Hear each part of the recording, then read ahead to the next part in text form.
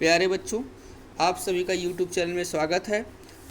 जैसा कि आप सभी को पता है कि थर्ड चैप्टर चल रहा है सिंथेटिक फाइबर्स एंड प्लास्टिक्स, जिसमें से हम सभी लोग पढ़ चुके हैं सिंथेटिक फाइबर और टाइप्स ऑफ सिंथेटिक फाइबर, ये पढ़ चुके हैं पार्ट फर्स्ट और सेकंड करके। अब उसके बाद आज हम सभी लोग पढ़ेंगे, लैब में कुछ वर्क है वो, उसके बाद advantages of synthetic fibre, disadvantages of synthetic fibre और प्लास्टिक्स पढ़ेंगे और टाइप्स ऑफ प्लास्टिक्स पढ़ेंगे। इतना आज हम सभी लोग पढ़ेंगे। उसके बाद जब नेक्स्ट टर्म पे हम बताएंगे आप सभी लोगों को difference between thermoplastics and thermosetting plastics, और उसके साथ properties of plastics and the environment, ways to minimise damage to the environment. इतना हम सभी लोग पढ़ेंगे नेक्स्ट टॉपिक पे, यानी कि नेक्स्ट टॉपिक में पढ़ेंगे हम सभी लोग। किंतु आज का टॉपिक है, आज हम सभी लोग लैब वर्क में कुछ है, लैब में वो वर्क पढ़ेंगे, यानी लैब में जो वर्क है वो पढ़ेंगे। फिर एडवांटेजेज ऑफ सिंथेटिक फाइबर्स, उसके बाद पढ़ेंगे डिसएडवांटेज ऑफ सिंथेटिक फाइबर, उसके बाद plastics, types of plastic, thermoplastics and thermosetting plastics, इतना पढ़ेंगे। बाकी difference between thermosetting plastic and thermoplastics ये, और उसके बाद properties of plastics and environment, ways to minimise damage to the environment, ये सभी लोग हम लोग नेक्स्ट टर्म पे पढ़ेंगे। लेकिन आज हम सभी लोग एडवांटेज एंड डिसएडवांटेज प्लास्टिक्स और टाइप्स ऑफ प्लास्टिक्स पढ़ेंगे। ठीक है, मतलब advantage of synthetic fibres, disadvantage of synthetic fibre, plastics, types of plastics यानी थर्मोप्लास्टिक्स और थर्मोसेटिक प्लास्टिक्स पढ़ेंगे। तो आइए हम सभी लोग पढ़ते हैं और देखते हैं। पहले यहाँ इसमें दिया हुआ lab work, in the lab लिखा हुआ है इसमें एम यानी उद्देश्य क्या है, to determine the tensile strength of different types of fibres, यानी डिफरेंट टाइप यानी विभिन्न प्रकार के रेशों का लचीलापन की मजबूती हमें निर्धारित करना है, डिटरमाइन करना है, देखना है। तो इसके लिए मटेरियल रिक्वायर क्या होगा, थ्रेड ऑफ सिल्क जरूरी पड़ेगा, rayon, cotton, nylon and wool of same length and thickness, यानी वुल भी जरूरत पड़ेगा, ऊन यानी सिल्क, उसके बाद रेयान, कॉटन, नायलॉन और वुल, इन सभी का सेम लेंथ होना चाहिए और सेम थिकनेस होना चाहिए, और एन आयरन स्टैंड चाहिए विथ क्लैंप, और उसके साथ साथ वेट और पैन चाहिए। जैसा कि यहाँ आप सभी लोगों को इमेज में दिख रहा है, इमेज में आप सभी लोगों को एक स्टैंड दिख रहा है, आयरन स्टैंड लिखा हुआ है, आयरन स्टैंड पे क्लैंप लगा हुआ है, ये क्लैंप दिख रहा है, और उसके साथ साथ यहाँ वेट रखा हुआ है दिख रहा है, उसके बाद एक पैन दिख रहा है और ये थ्रेड दिख रहा है। ठीक है, इतनी चीज़ों की हमें आवश्यकता पड़ेगी। अब उसके बाद देखते हैं प्रोसीजर में यानी तरीका में हम लोग क्या करेंगे। लिखा हुआ take a silk thread, hang it from an iron stand as shown in the figure, यानी हम क्या करेंगे, पहले सिल्क थ्रेड लेते हैं धागा और उसे लटकाते हैं, कैसे, जैसे इमेज में यहाँ दिखा गया है, स्टैंड में दिखाया गया, उस तरह से हम उसे लटकाते हैं। ठीक है, फिर उसके बाद क्या करते हैं, attach a pan to other end of the thread, और उसके साथ साथ पैन को अटैच करते हैं दूसरे एंड पे थ्रेड के, यानी इसमें लटकाते हैं। Put a small weight on the pan, और पैन के ऊपर थोड़ा स्मॉल वेट रखते हैं। ठीक है, फिर क्या करते हैं, keep adding weight one by one till the thread breaks, और क्या करते हैं, एक करके हम क्या करते हैं, यहाँ लिखा है keep adding weights one by one till the thread breaks, और उसके बाद हम क्या करते हैं, एक करके एक दूसरे को देखते हैं तब तक जब तक वो टूट न जाए धागा उसका। फिर note down the total weight required to break the thread, और जिस वेट पर जो थ्रेड टूटता है उसे हम नोट कर लेते हैं। फिर लिखा है repeat the same using of thread of rayon, cotton, nylon और वुल, और एक करके हम धागे को यूज करते हैं। पहले हम रेयान को यूज करते हैं, फिर कॉटन, फिर नायलॉन को और वुल को, सभी को देख करके लगा करके वेट करके देखते हैं, और जिस वेट पर टूटता है उस वेट को हम नोट कर लेते हैं। फिर लिखा है note down your observation in tabular form, compare the values and draw your conclusion. होता क्या है, सभी को हम नोट कर लेते हैं, नोट करने के बाद अपना कंक्लूजन निकालते हैं, यानी जो धागा जितना अधिक वेट पर टूटा होगा वो उतना क्या होगा, उसकी स्ट्रेंथ, टेंसिल स्ट्रेंथ अधिक होगी, और जो जितना कम पे टूटा होगा उसका स्ट्रेंथ कम होगा। यानी टेंसाइल स्ट्रेंथ उसका सबसे ज़्यादा होगा जो अधिक वेट पे टूटा होगा, जो कम वेट पे टूटा होगा उसका टेंसाइल स्ट्रेंथ कम होगा, और जो और कम पे टूटा होगा उसका और कम होगा, ऐसे ऐसे करके कम होगा। अब उसके बाद हम लोग देखते हैं इन द लैब, दूसरा इसमें दिया है लैब में क्या प्रोसेस है, क्या किया जाता है। लैब में क्या करना है, लिखा हुआ है एम में यानी उद्देश्य में to show that synthetic fibres absorb less water. हमें ये दिखाना है कि जो सिंथेटिक फाइबर होता है वो कम पानी एब्जॉर्ब करता है। तो करना क्या होगा, मटेरियल रिक्वायर्ड, कॉटन क्लॉथ लेना होगा, लाइलॉन क्लॉथ लेना होगा, 2 मग्स लेना होगा, water, a pair of scissors यानी कॉटन का कपड़ा, नायलॉन का कपड़ा और 2 जग लेना होगा, और उसके साथ साथ पानी, और ए पेयर ऑफ सीजर यानी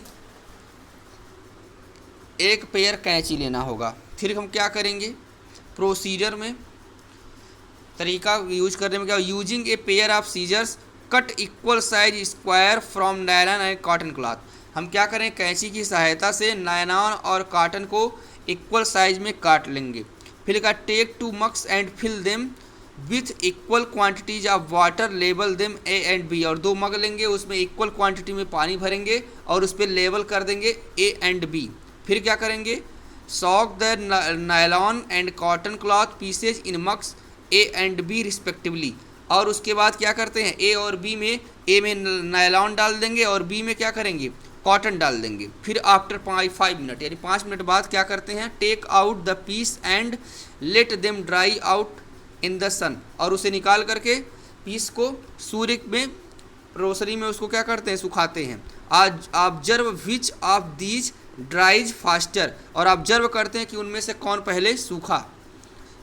now measure the amount of water left in each mug, और उसके साथ साथ वाटर का अमाउंट भी देखेंगे किसमें, ईच मग में, प्रत्येक मग में कि कितना वाटर का अमाउंट है।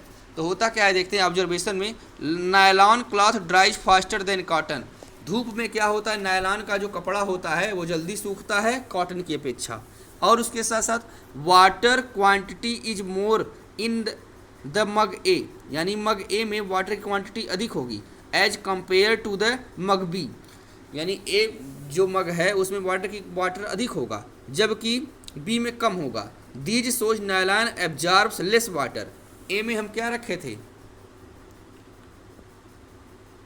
ए में नायलॉन रखे थे, तो नायलॉन क्या करता है, कम पानी एब्जॉर्ब करेगा, जबकि कॉटन जो होता है the shows nylon absorb less water as compare to cotton, और कॉटन जो क्या होता है नायलॉन की अपेक्षा अधिक वाटर एब्जॉर्ब करता है। अब उसके बाद देखते हैं advantages of synthetic fibres. Advantages of synthetic fibre यानी क्या लाभ हैं सिंथेटिक फाइबर से हमें।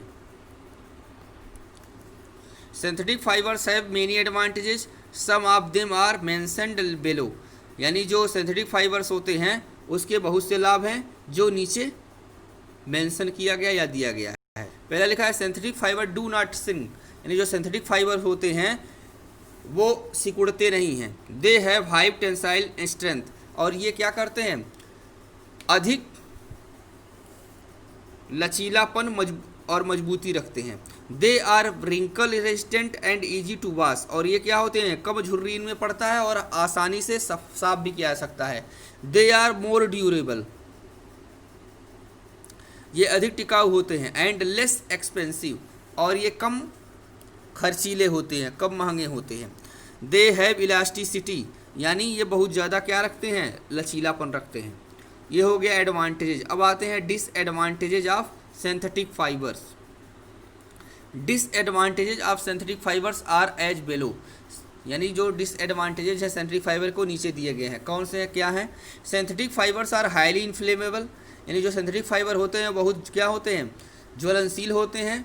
Clothes made of synthetic fibres melt and stick to the skin in case of direct contact to the fire causing serious burns, यानी जो cloth synthetic fibres के बने कपड़े होते हैं वो मेल्ट कर जाते हैं जल्दी मेल्ट कर जाते हैं फायर में या आग में, और उसके साथ साथ हमारे स्किन में चिपक जाते हैं। चिपक जाने के कारण क्या होता है, काजिंग सीरियस बर्न्स, और हमारे शरीर में सीरियस बर्न्स पैदा करते हैं। फिर लिखा हुआ दे नीड केयरफुल आयरनिंग, और इन्हें जो है बहुत ही सावधानी पूर्वक प्रेस किया जाना चाहिए या लोहा लगाना चाहिए। फिर लिखा they do not absorb water और sweat and hence are not very comfortable for daily use, यानी जो सिंथेटिक फाइबर्स होते हैं वो जो है वाटर कम एब्जॉर्ब करते हैं, पसीना को भी कम एब्जॉर्ब करते हैं, इस नाते इसे यूज करने के लिए आरामदेह नहीं होता है या पहनने के लिए आरामदेह नहीं होता। They can not be dispose of easily and cause pollution in the environment, इसे आसानी से नष्ट नहीं किया जा सकता है और उसके साथ साथ ये पोल्यूशन काज करते हैं इन्वायरमेंट में। फिर लिखा हुआ है स्टॉप एंड रिफ्लेक्ट, इसमें लिखा हुआ we can not obtain synthetic fibres from plants and animals, true और फॉल्स। ट्रू है। Rayon was the first synthetic fibre made without using any natural resources, false है। फिर लिखा है acrylic resembles natural wool, true है। फिर लिखा हुआ है polyester when blended with cotton is called terrycot, true है। फिर उसके बाद लिखा हुआ है rayon is also called a artificial silk, true है। उसके बाद आंसर द फॉलोइंग क्वेश्चन, ये सभी लोग बुक से छांट करके लिख लेंगे। फिर उसके बाद आता है प्लास्टिक्स। प्लास्टिक से यहाँ बने हुए कुछ सामान सबको दिख रहे हैं, बाल्टी दिख रहा है, बकेट, चेयर दिख रहा है, मग दिख रहा है, खिलौने दिख रहे हैं, टॉयज, ठीक है। Articles made of plastics, plastic से बने हुए कुछ सामान दिख रहे हैं। अब देखते हैं प्लास्टिक्स क्या होते हैं। आजकल बहुत सी चीज़ें क्या बनी है, किसकी बनी है, प्लास्टिक्स की ही बनी हुई है।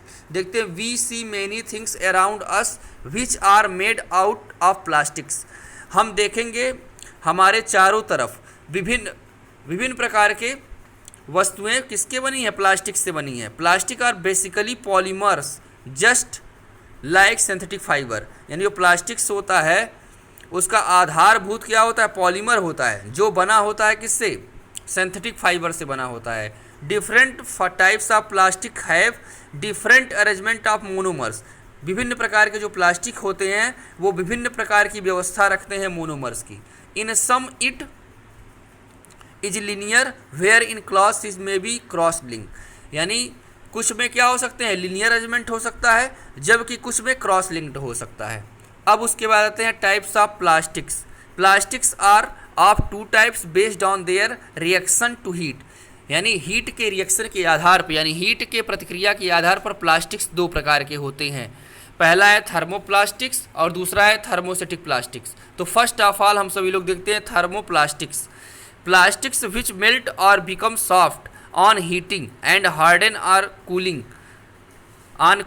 आर कॉल्ड थर्मोप्लास्टिक्स, यानी ऐसे प्लास्टिक्स जिन्हें गर्म करने पर क्या हो जाते हैं, वो मेल्ट कर जाते हैं या सॉफ्ट हो जाते हैं, और ठंड करने पर हार्ड हो जाते हैं, वे थर्मोप्लास्टिक्स कहलाते हैं।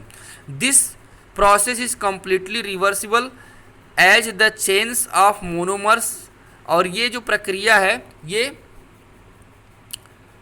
रिवर्सिबल है। रिवर्सिबल यानी उत्क्रमणीय अभिक्रिया है या उत्क्रमणीय प्रोसेस है, यानी इसको हमेशा किया जा सकता है। और ये क्यों होता है, as the chains of monomers are held together by weak bonds which break upon heating, यानी जो इनके मोनोमर्स होते हैं वो जो है वीक बॉन्ड्स द्वारा जुड़े होते हैं, और जब गर्म किया जाता है तो वो आसानी से टूट जाते हैं, ब्रेक डाउन हो जाते हैं, और जैसे हम उसे ठंड करते हैं फिर वो जुट जाते हैं, रिज्वाइन हो जाते हैं, इसलिए हार्ड हो जाता है।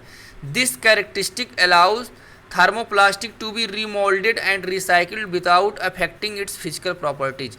इस कारण होता क्या है, इसका एक विशेष गुण है थर्मोप्लास्टिक का कि इसे आसानी से रिमोल्ड किया जा सकता है, यानी फिर से बनाया जा सकता है, और उसके साथ इन्हें रिसाइकिल किया जा सकता है बिना इसके फिजिकल प्रॉपर्टीज़ को बदले।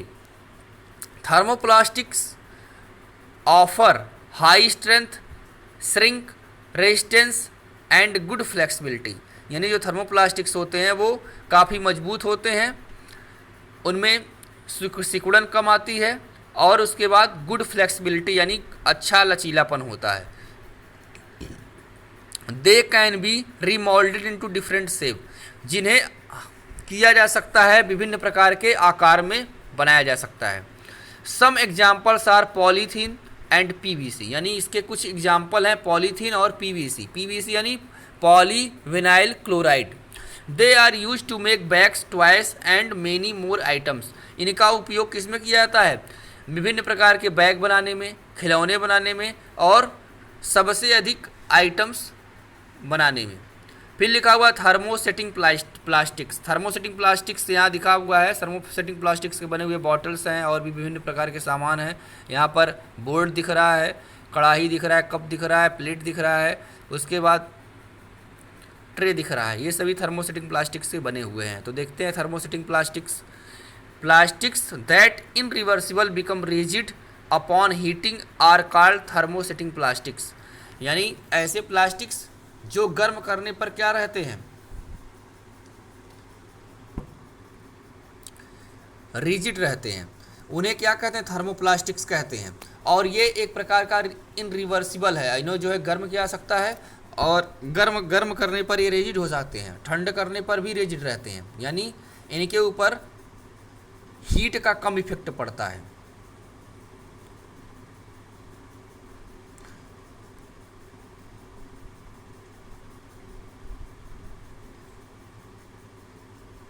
यानी थर्मोप्लास्टिक प्लास्टिक्स वे होते हैं जो हीट करने पर भी रिजिड रहते हैं और ना हीट दिया जाए तो भी रिजिड रहते हैं।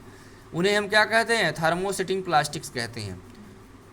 They can maintain their shape and size even at very high temperature. और इस कारण इन्हें कितना भी हेवी टेम्परेचर दिया जाए ये अपने शेप एंड साइज को मेंटेन रखते हैं, यानी अपनी साइज को बदलते नहीं हैं।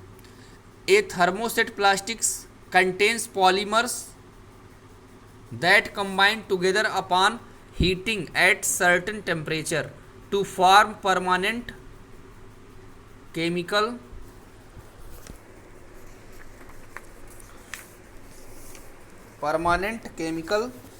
bonds, thus eliminating the risk to the product being remolded when the heat is applied again। क्या कह रहे हैं? ये थर्मोसेटिक प्लास्टिक कंटेन्स पॉलीमर्स, यानी थर्मोसेटिक प्लास्टिक्स होते हैं वो पॉलीमर्स रखते हैं। दैट कंबाइन टुगेदर, जो एक दूसरे से जुड़े रहते हैं। Upon heating at content temperature certain temperature to form permanent chemical bonds. और हीट करने पर भी या टेम्परेचर देने पर भी इनका जो केमिकल बॉन्ड्स होता है वो परमानेंट बना रहता है। इस प्रकार विभिन्न प्रकार के क्या लिखा? Eliminating the risk of product being remoulded when the heat applied again. और इन्हें जो है हीट अप्लाई करने के बाद भी रीमोल्डेड यानी पुनः दूसरे आकार में प्राप्त नहीं किया जा सकता। This makes thermosets ideal for high heat applications. ये जो है थर्मोसेट प्लास्टिक्स होते हैं वो हाई हीट एप्लीकेशन पे ही आइडियल स्ट्रक्चर में आते हैं।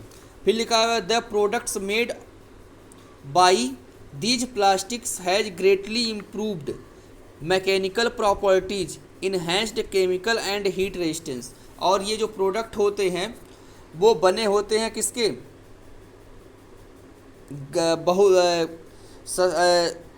बहुत अधिक इम्प्रूव्ड केमिकल से। और उसके साथ साथ इनका जो मैकेनिकल प्रॉपर्टीज होता है वो बदलता है कब? जब इनको हाई हीट मिलता है तब। फिर लिखा हुआ है examples of thermosetting plastics are Bakelite, यानी थर्मोसेटिंग प्लास्टिक का एग्जाम्पल है Bakelite and melamine. Bakelite being an insulator, बेकेलाइट का यूज हम इंसुलेटर के रूप में करते हैं। Making electric switches and handles of various utensils, और इसका उपयोग होता है इलेक्ट्रिक स्विचेज में यानी बिजली के स्विच में, और उसके बाद हैंडल ऑफ वेरियस यूटेंसिल्स बर्तनों के हैंडल्स में। मेलामाइन हैज फायर रेजिस्टेंट, यानी मेलामाइन जो होता है वो आग रेजिस्टेंट होता है एंड हीट रेजिस्टेंस होता है, प्रॉपर्टीज होता है। And is thus use to make kitchen ware, floor tiles and fire resistance fabrics, जिसके कारण इनका उपयोग किचन वेयर में, फ्लोर टाइल्स में और उसके साथ फायर रेजिस्टेंस फैब्रिक्स में किया जाता है। इस प्रकार ये टॉपिक समाप्त हुआ। अब नेक्स्ट टॉपिक पे हम सभी लोग पढ़ेंगे difference between thermoplastics and thermosetting plastics. तब तक के लिए खुश रहिए, मस्त रहिए, धन्यवाद।